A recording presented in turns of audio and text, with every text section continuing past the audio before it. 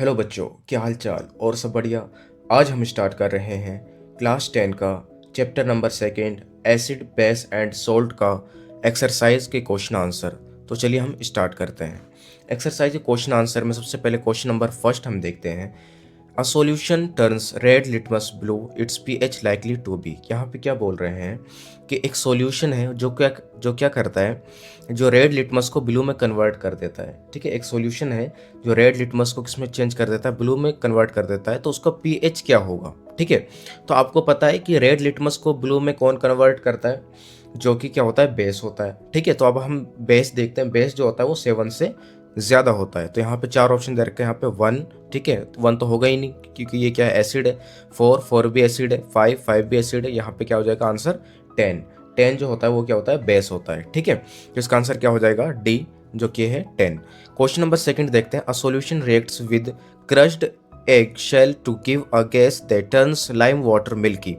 The solution contains, क्या बोल रहे हैं यहाँ पे, एक सॉल्यूशन है जो किसके साथ रिएक्ट करता है, crushed egg shell. Crushed egg shell जो होता है वो किससे मिलकर बना होता है, वो कैल्शियम कार्बोनेट से मिलकर के बना होता है। ठीक है, तो जब एक सॉल्यूशन जब क्रश्ड एक कैल्शियम कार्बोनेट से मिलता है तो वो क्या एक प्रोड्यूस करता है, गैस प्रोड्यूस करता है, जो कि किस में टर्न हो जाता है, वो लाइम वाटर में चेंज हो जाता है। ठीक है, मतलब वो एक टाइप का मिल्की लाइम वाटर बन जाता है, एक टाइप का दूधिया मतलब टाइप का पानी बन जाता है। ठीक है, तो क्या बोल रहे हैं यहाँ पे, द सॉल्यूशन कंटेंट, जो सॉल्यूशन है उसके अंदर क्या पाया जाएगा।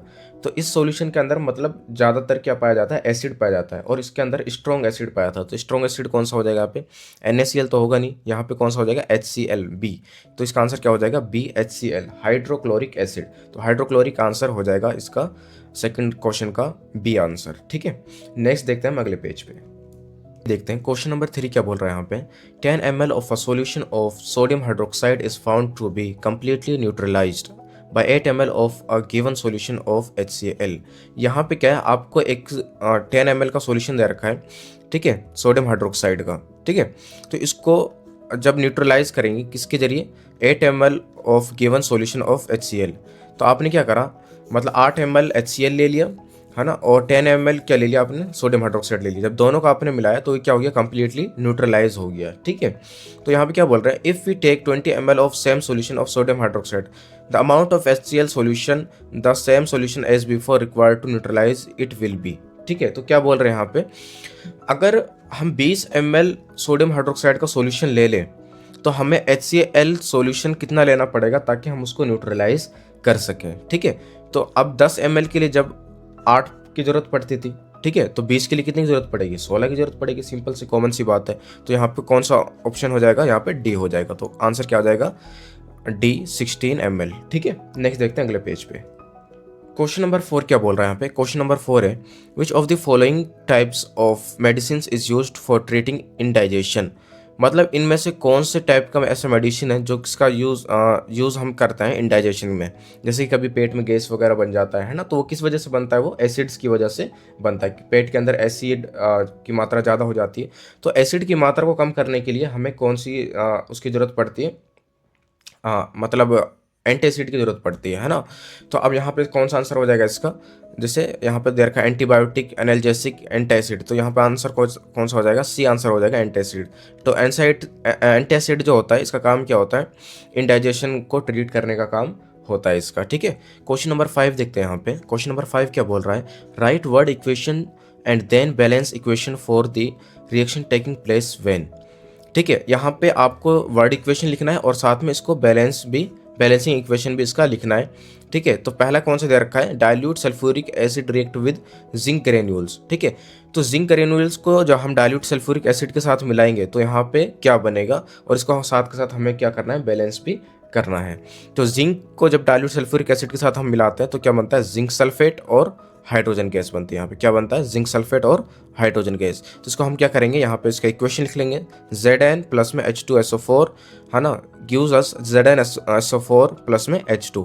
अगर इसको हमें बैलेंस भी करना है तो यहाँ पे आप देख सकते हैं Zn यहाँ पे 1 है ना, जिंक 1 है, यहाँ पे भी जिंक 1 है, हाइड्रोजन यहाँ पे 2 है, यहाँ पे हाइड्रोजन 2 है, सल्फर 1, ऑक्सीजन 4 और ऑक्सीजन 4। तो ये कंप्लीटली बैलेंस है। ठीक है, नेक्स्ट देखते हैं हम अगले पेज पे।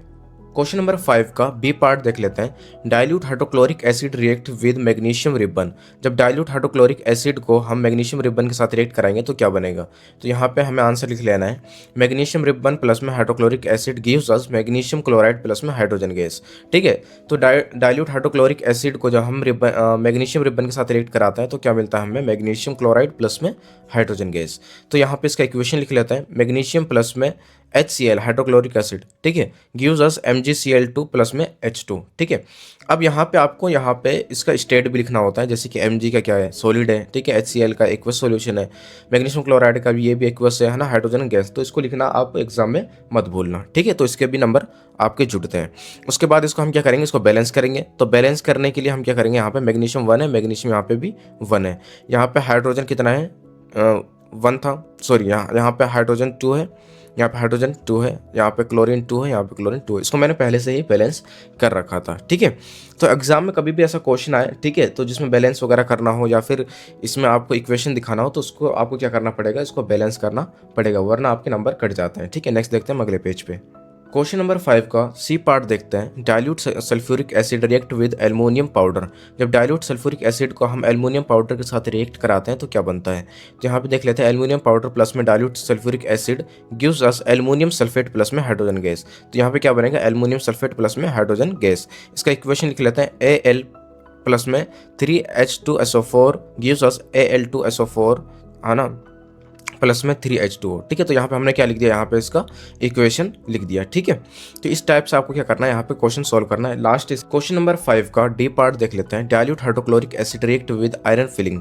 जब हम आयरन फिलिंग को डायरेक्ट डाइल्यूट हाइड्रोक्लोरिक एसिड के साथ रिएक्ट कराते हैं तो यहाँ पे क्या बनता है, ठीक है। तो आंसर यहाँ पे क्या दे रखा है, आयरन फिलिंग प्लस में डाइल्यूट हाइड्रोक्लोरिक एसिड रिएक्ट जब करते हैं इसको, है ना, तो क्या बनता है यहाँ पे, gives us ferric chloride plus में हाइड्रोजन गैस। ठीक है, तो यहाँ पे क्या बनता है, फेरिक क्लोराइड प्लस में हाइड्रोजन गैस। इसका इक्वेशन लिख लेते हैं, ठीक है। आयरन प्लस में HCl, है ना, हाइड्रोक्लोरिक एसिड हो गया यहाँ पे, gives us ferric chloride FeCl3 plus में H2O हाइड्रोजन गैस। इसको बैलेंस कर लेंगे, यहाँ पे 6 लिख देंगे, यहाँ 2, यहाँ पे 3, तो ये क्या हो जाएगा, यहाँ पे पूरा बैलेंस हो जाएगा।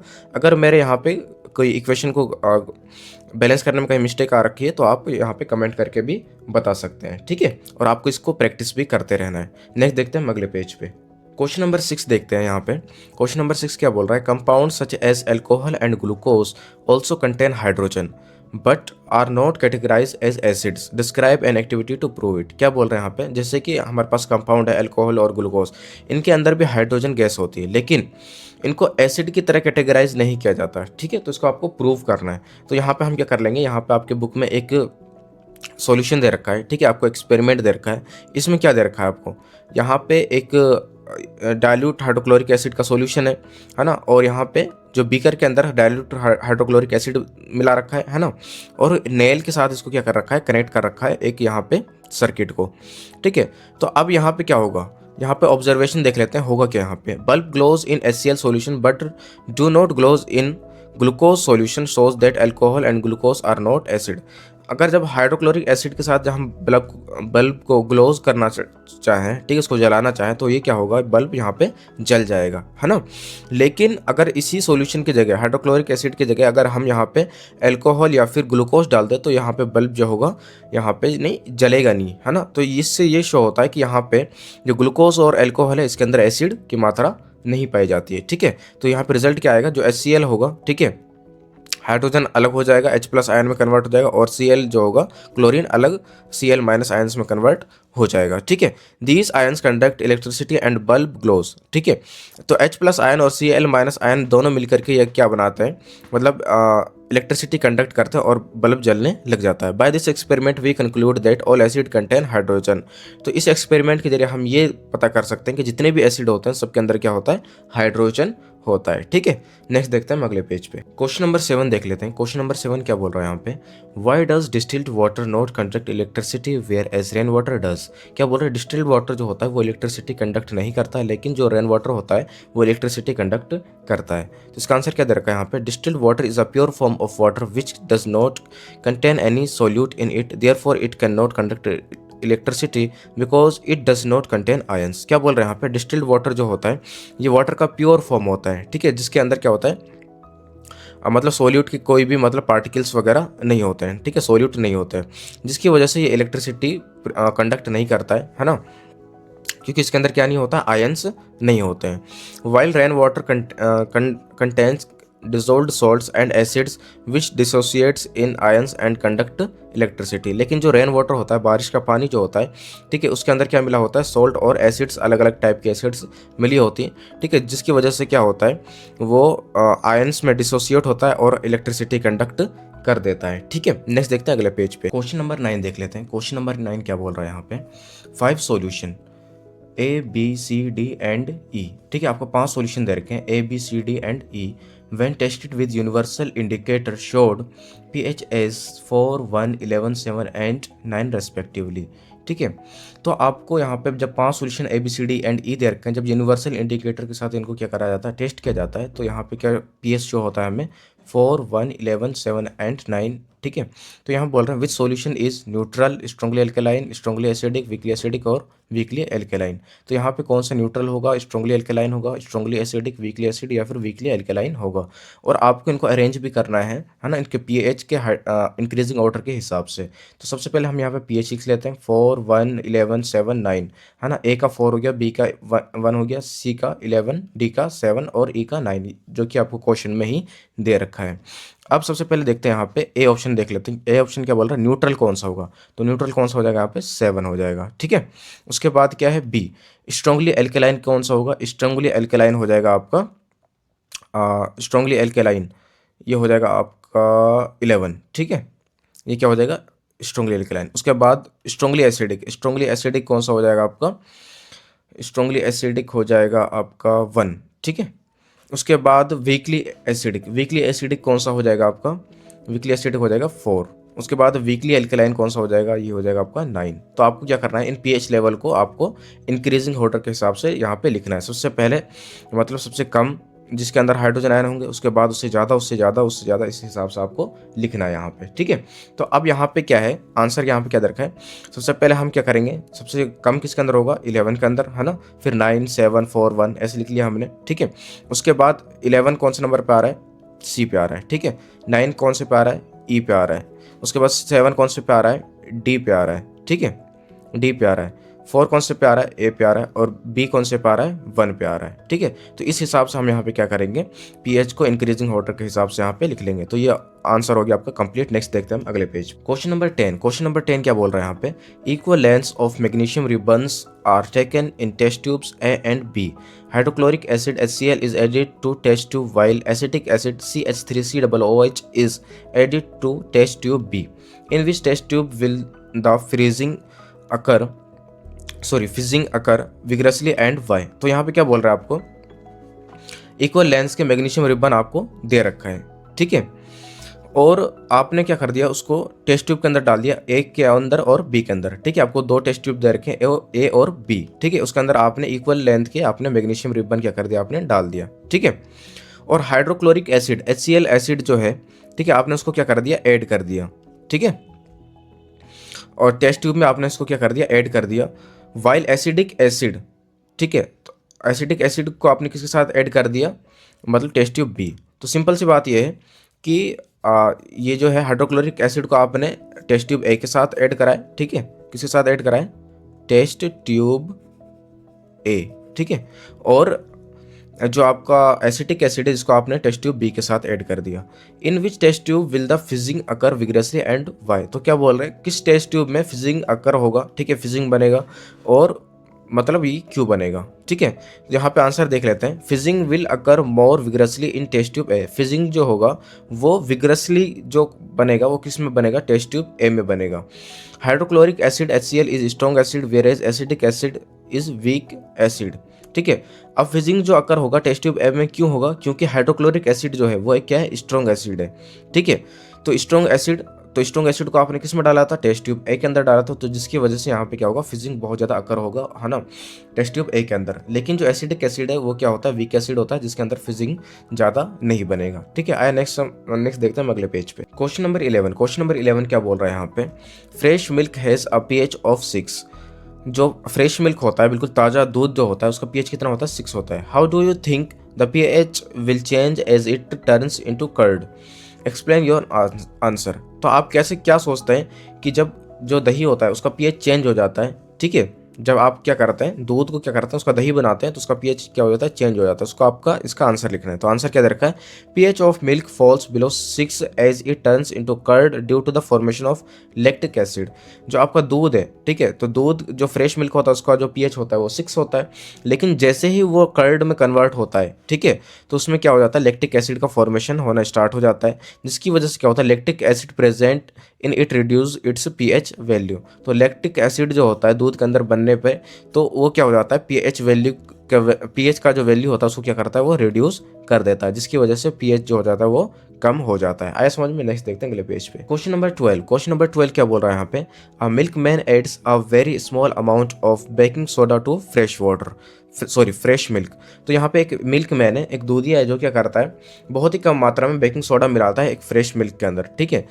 पहला क्वेश्चन क्या दे रखा है, why does the shift of pH of the fresh milk from 6 to slightly alkaline, ठीक है। तो जब वो क्या करता है, जो दूधिया होता है, वो जब बेकिंग सोडा मिलाता है दूध के अंदर, तो जो फ्रेश मिल्क का जो पीएच 6 से लेकर के वो धीरे धीरे क्या हो जाता है, स्लाइटली एल्केलाइन हो जाता है, हल्का सा क्या होता है, वो एल्केलाइन हो जाता है। ऐसा क्यों होता है? और क्वेश्चन नंबर 2 क्या बोल रहा है, why does this milk take a long time to set as a curd. और ये जो मिल्क है जिसके अंदर आपने क्या मिलाया, बेकिंग सोडा मिलाया है, तो इसको दही बनने में ज़्यादा टाइम क्यों लगता है? तो यहाँ पे आंसर देख लेते हैं पहला का, milk is made slightly alkaline so that it may not get sour easily due to the formation of lactic acid in it, ठीक है। तो अब जो मिल्क होता है, जो दूध होता है, वो स्लाइटली एल्कलाइन किस वजह से हो जाता है, क्योंकि आपने इसको बेकिंग सोडा मिला दिया, और इसकी वजह से क्या होता है, जो उसके अंदर फॉर्मेशन होता है लैक्टिक एसिड का, जिसकी वजह से जो दूध होता है, ठीक है, वो जल्दी खट्टा नहीं होता है, ठीक है। उसके बाद क्या होता है,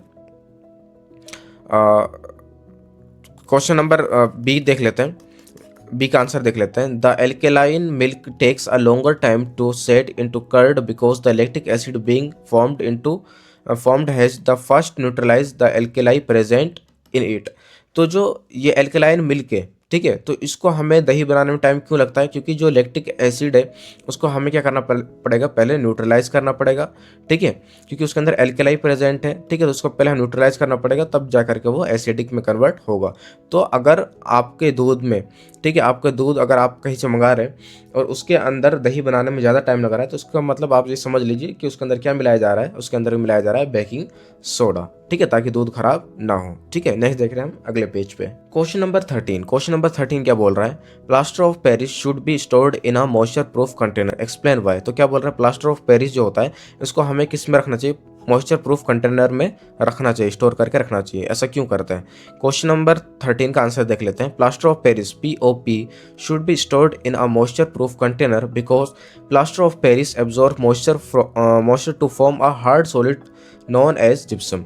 जो प्लास्टर ऑफ पेरिस जो होता है इसको हमें मॉइस्चर प्रूफ कंटेनर में इसलिए रखना चाहिए क्योंकि प्लास्टर ऑफ पेरिस जो होता है वो मॉइस्चर को एब्जॉर्ब कर लेता है हमारे एनवायरनमेंट में से, ठीक है, जिसकी वजह से क्या होता है, वो हार्ड सॉलिड बिल्कुल बन जाता है, जिसको हम क्या बोलते हैं, जिप्सम बोलते हैं। अगर क्या करेंगे आप उसमें पानी भी मिला देंगे ना प्लास्टर ऑफ पेरिस में, तो वो बिल्कुल हार्ड हो जाएगा, ठीक है, तो जिसकी वजह से वो पूरी तरीके से क्या हो जाता है, वो ख़राब हो जाता है, जिसकी वजह से हमें क्या करना चाहिए, उसको मॉइस्चर प्रूफ कंटेनर के अंदर रखना चाहिए। क्वेश्चन नंबर 14 देख लेते हैं, what is neutralisation reaction, give two example. Neutralisation reaction क्या होता है और इसके 2 एग्जाम्पल भी आपको देने हैं। तो यहाँ पे आंसर दे रखा है, the reaction between an acid and base to form salt and water is called neutralisation reaction. एक ऐसा रिएक्शन जिसमें क्या होता है, एसिड और बेस आपस में मिलते हैं और वो क्या बनाते हैं, सॉल्ट और वाटर बनाते हैं, इसको हम क्या बोलते हैं, न्यूट्रलाइजेशन रिएक्शन बोलते हैं। इसका एग्जांपल देख लेते हैं यहाँ पे। पहला एग्जांपल दे रखा है, सोडियम हाइड्रोक्साइड को जब हम किसके साथ मिलाएंगे, HCl के साथ मिलाएंगे, तो यहाँ पे क्या बनेगा, सोडियम क्लोराइड प्लस में वाटर बनेगा, ठीक है। सेकंड देख लेते हैं यहाँ पे हमें दे रखा है, एसिटिक एसिड को जब हम सोडियम हाइड्रोक्साइड के साथ मिलाएंगे, है ना, तो यहाँ पे हमें क्या मिलेगा, CH3COO Na प्लस में H2O, तो यहाँ पे क्या बना, सोल्ट और यहाँ पे वाटर बन जाता है। तो सिंपल सी बात है, न्यूट्रलाइजेशन रिएक्शन क्या होता है, एसिड और बेस जब आपस में मिलते हैं तो वो सोल्ट और वाटर बनाते हैं, इसको हम क्या बोलते हैं, न्यूट्रलाइजेशन रिएक्शन बोलते हैं। नेक्स्ट देखते हैं अगले पेज पे। इस चैप्टर का लास्ट क्वेश्चन आता है, question number 15, give two important uses of washing soda and baking soda, ठीक है, बहुत इंपॉर्टेंट क्वेश्चन है। क्वेश्चन क्या बोल रहा है कि यहाँ पे आपको वॉशिंग सोडा और बेकिंग सोडा का यहाँ पे इंपॉर्टेंट यूजेस बताना है, ठीक है, उसका यूज़ क्या होता है। तो यहाँ पे वो यूजेस ऑफ वॉशिंग सोडा पहले देख लेते हैं। तो पहला यूज़ क्या दे रखा है, washing soda is used in glass, soap and paper industry. Washing soda का यूज़ किस लिए होता है, ग्लास की इंडस्ट्री में, सोप के, साबुन की इंडस्ट्री में और पेपर वगैरह बनाने की इंडस्ट्री में इसका यूज़ किया जाता है। सेकंड देखते हैं, it is used for removing permanent hardness of water. ठीक है, इसका यूज़ किस लिए करा जाता है, जो वाटर के अंदर जो हार्डनेस होता है उसको परमानेंट रिमूव करने के लिए भी इसका यूज़ किया जाता है वॉशिंग सोडा का। क्वेश्चन सेकंड पार्ट देख लेते हैं, uses of baking soda. Baking soda का यूज़ देख लेते हैं। पहला यूज़ क्या है, baking soda is used as an antacid remove acidity of the stomach. Baking soda का यूज़ किस लिए किया जाता है, एंटासिड को रिमूव करने के लिए भी किया जाता है। पेट के अंदर जो एसिड बनता है ना, उसको भी रिमूव करने के लिए किया जाता है। अगर आपके पेट में एसिड बन रहा है तो आपको क्या करना है, 1 चम्मच बेकिंग सोडा लेना है और उसको एक नॉर्मल पानी में, है ना, हल्का सा गर्म पानी के अंदर मिक्स कर लेना है और उसको पी लेना है। तो आपको थोड़ा उससे फ़ायदा भी मिलता है, उससे थोड़ा आराम मिल जाता है पेट की दर्द से। उसके बाद है सेकंड पॉइंट देख लेते हैं, baking soda is used for making baking powder used in making cakes, bread etcetera. तो बेकिंग सोडा का यूज़ बेकिंग पाउडर के लिए भी यूज़ किया जाता है ना। तो जिसका यूज़ किस लिए किया जाता है, केक वगैरह, ब्रेड वगैरह बनाने के लिए भी इसका यूज़ किया जाता है, ताकि ब्रेड या केक वगैरह को हम सॉफ्ट बना सकें। ठीक है, तो यहाँ पे आपका चैप्टर हो जाता है कंप्लीट। ठीक है, नेक्स्ट लेक्चर में हम पढ़ेंगे chapter number 3 metal and non metal के बारे में। ठीक है, अगर आपको कोई क्वेश्चन बच गया है तो आप कमेंट में पूछ सकते हैं, है ना। हम मिलेंगे नेक्स्ट लेक्चर में, तब तक के लिए बाय बाय।